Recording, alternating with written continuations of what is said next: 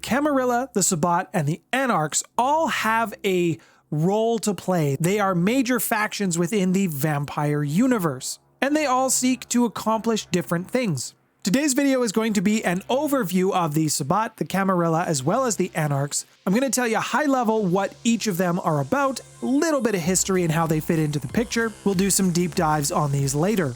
Let's start off with the Sabbat. They are a loose collection of vampires, or Cainites as they like to be called. These Cainites reject kindred society traditions. And unlike the Camarilla, the Sabbat believe that the antediluvians and Cain are going to come back. The army that will arise when they do return will be known as the Sword of Cain. The Sabbat believes that they will be the army to join the antediluvians and Cain when they do return, and they are ready to go when Gehenna starts. As I mentioned, the Sabbat sees themselves as the private army for Cain when he does return. So this makes them extremely regimented in their military-style hierarchy. There's two major clans in the Sabbat, the Tzimisce and the La Sombra. There are various other anti-tribu from other clans mixed into the Sabbat as well. This organization was founded in 1493. This was in response to the Convention of Thorns. Consequently, the Convention of Thorns also formed the Camarilla. During this period in history, there was an Anarch revolt, and the Sabbat was formed basically out of the remnants of this revolt. It's fairly easy to identify a Sabbat member. The official color of the organization is purple, and their clan symbol is an inverted ankh. There are also dozens, if not hundreds, of hand signals and gestures that a vampire can learn to identify themselves, and even privately communicate. The way this works in reality, though, is very few Sabbat members will know more than a dozen because it's just so hard to keep all of those together, and the clan meetings that generally happen, they just don't happen that commonly, so it seems like it's a bit of a wasted effort for all the hand signals. They will mostly just learn each other the old-fashioned way by memorizing a face and getting a name. Many of these gestures have carried over from 1493 onwards. The leaders of the endeavor to form the Sabbat during this period of time were the Tzimisce and the La Sombra, so not much has changed in the last 600-700 years. During this period in time, these two clans had actually destroyed their antediluvians, basically for all intents and purposes, deciding that there was literally no turning back for them, so they had to move forward. Moving on into the modern Knights setting, the Sabbat has taken great offensives against the Camarilla. They really don't see eye to eye, and they don't get along in the sandbox. The Sabbat had a couple of big wins and a couple of big losses in the modern setting as well. They have taken Atlanta and Washington from the Camarilla control, Washington, D.C. that is, but in this process they also lost New York and Milan as the Sabbat centers of influence. The Sabbat have also had some new allies join with them that came basically out of nowhere, but this mood has also been dampened a little bit. The new allies are the Salubri and the Harbingers of Skulls, but the Sabbat holdings in Mexico are also being attacked by someone that they do not know, and it's not going well for them over there. So while the faction is excited to get some new clans and new members into their ranks, some things are still not going well for them. Before we move on, if you are enjoying the video today, please let me know by giving me a thumbs up, as that helps me with the YouTube algorithm. If you want to get more videos like this from myself, then please hit subscribe with the bell notification so you always know when my videos are ready. The Camarilla is the most organized of the vampire sects. It's kind of like an elite club for vampires, and they believe in controlling the human population. It's kind of like an elite club, but for vampires, and they believe in controlling the human population from the shadows, thus continuing the masquerade. Every clan that is part of the Camarilla has an individual space inside the Ivory Tower. Now, the Ivory Tower is not necessarily a physical ivory tower, it is an inner circle of the Camarilla. The Camarilla used to be way more accepting of vampire clans, but these days they are very selective. No Anarchs, no Caitiff within this vampire organization, as well as no Thin Bloods. Gotta keep this exclusive. In the Camarilla, vampires play a lot of games with prestidigitation. What this basically means is trading favors, and you are then honor bound to your favor, or to repay the favor. If you receive a gift, nothing is ever free. It's not just a gift. Only those members who are actually part of the Camarilla are expected to uphold their end of the deal, or uphold the end of this game. If they do happen to make a deal with the Sabbat members, which is unlikely, they are not expected to uphold the favor. Same if there's any dealings with any independents. There is a hopeful expectation that they will, but there is not many consequences if they don't, other than the fact that you may not get another favor again.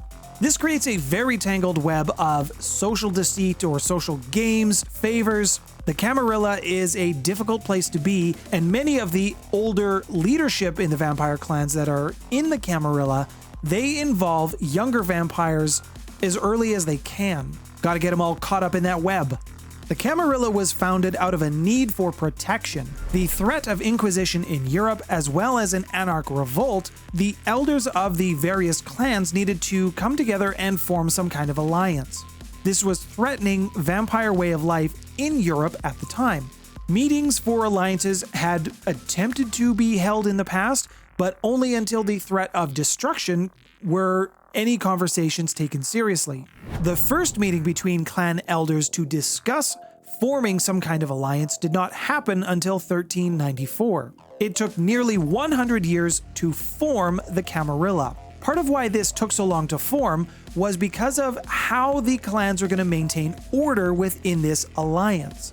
What they came up with was basically feudal domains, and older vampires who were siring childer were then responsible for those childer. This put already old vampires in positions of power within this alliance, and they have wanted to maintain that moving forward. This brings us back to the 1493 date. The Convention of Thorns marked the end of the Anarch Revolt, and thus the Camarilla was born. Representatives from the Bruja, the Gangrels, the Malkavians, the Nosferatu, Toreadors, and the Tremiere, as well as the Ventru clans, all formed this Camarilla. The La Sombra and the Zamisi, they did not agree with what was being formed, and that's how the Sabbat was formed. Moving forward 5 centuries into the modern night setting, not all is peachy keen inside of the Camarilla. Many of the Camarilla elders have succumbed to the beckoning or have gone into hiding to try and avoid it. They are levying more and more restrictive policies within the Camarilla to exclude more members or to exclude people that they don't feel fit in. This is also an attempt to stop the rise of the Second Inquisition, but it's not working. And for all of these failings, the Camarilla is blaming the Anarchs. The Camarilla suffered a major loss by losing the Gangrels and the Bruja. In the Conclave of Prague, Theobald kills Hardstadt, and the Bruja leave the Camarilla to join the Gangrels. And they join them over in the Anarch movement. And the Anarchs are vampires who reject kindred society traditions. They want nothing to do with any of it. Anarch traditional strongholds are found in Los Angeles, San Diego, and San Francisco. Anarchs really don't like vampires who lord their power over people. They despise privilege and status. Much of the Anarch movement is also younger generation vampires, so you see a lot of neonates here as well. Some of them do get targeted for recruitment by the Sabbat.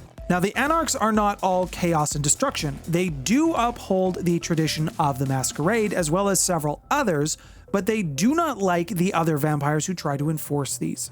The Anarch movement has been growing since the Convention of Thorns. The Anarch movement, while it has been growing slowly since the Convention of Thorns till modern day, the name itself was actually bestowed by some of the vampire elders within the Camarilla. Because the younger generation of vampires are trying to overthrow the status quo and remove those who have held power for too long or concentrated power, this is where they get the Anarch movement, anarchists. And while many Anarchs are anarchists, not all of them are. The more common theme that the Anarchs desire is equality for all kindred society. The Anarch movement hasn't really gained steam until the rise of the Second Inquisition and their banishment from the Camarilla. And also in modern nights, a large portion of the ministry has also begun to side with the Anarchs.